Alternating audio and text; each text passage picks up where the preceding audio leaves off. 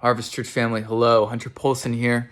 And I've got a message for you regarding our service this Sunday. And wow, I really need to shave very badly and probably cut my hair because Megan, my wife, refuses to let me grow a mullet.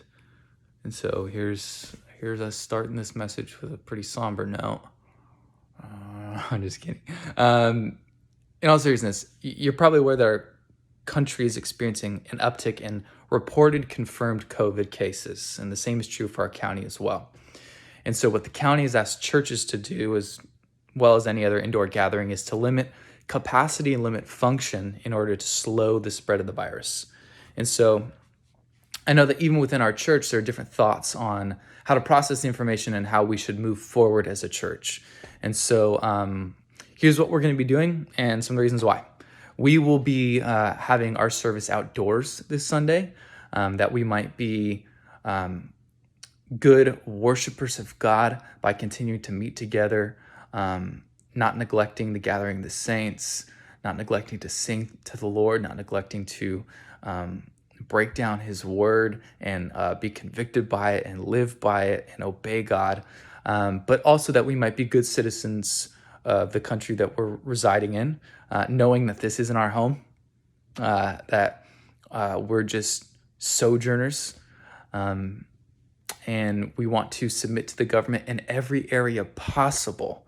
We want civil disobedience to be our last recourse when it comes to being a witness to the gospel of Jesus Christ. And so let me share some verses that helped me, because my tendency in this season, as another brother had pointed out, we're both convicted because we've been grumbling and complaining.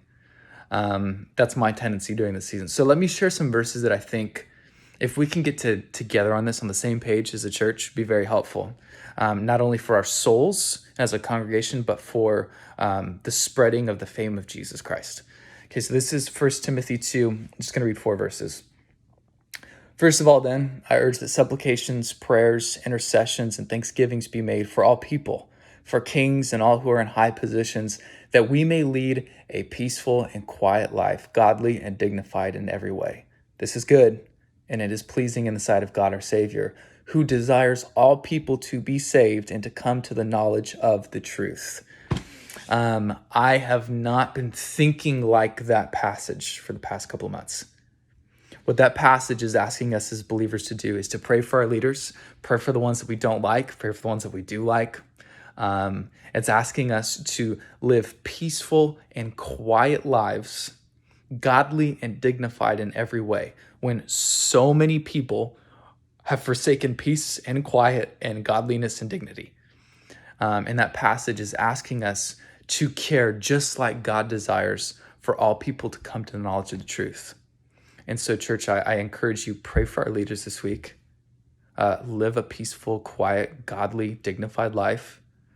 And let's have our focus not be on being right, but on spreading the message of the gospel of Jesus Christ.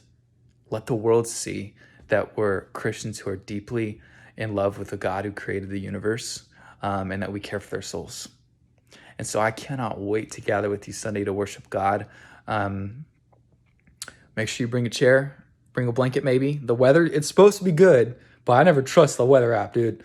So yeah, I love you guys. If you have any questions or concerns or anything like that, elders are totally open to discussion. office@harvestventura.org. They can meet with you in person. They can talk with you over the telephone or Skype or Zoom, whatever is most convenient for you within reason. Love y'all. Can't wait to see you Sunday.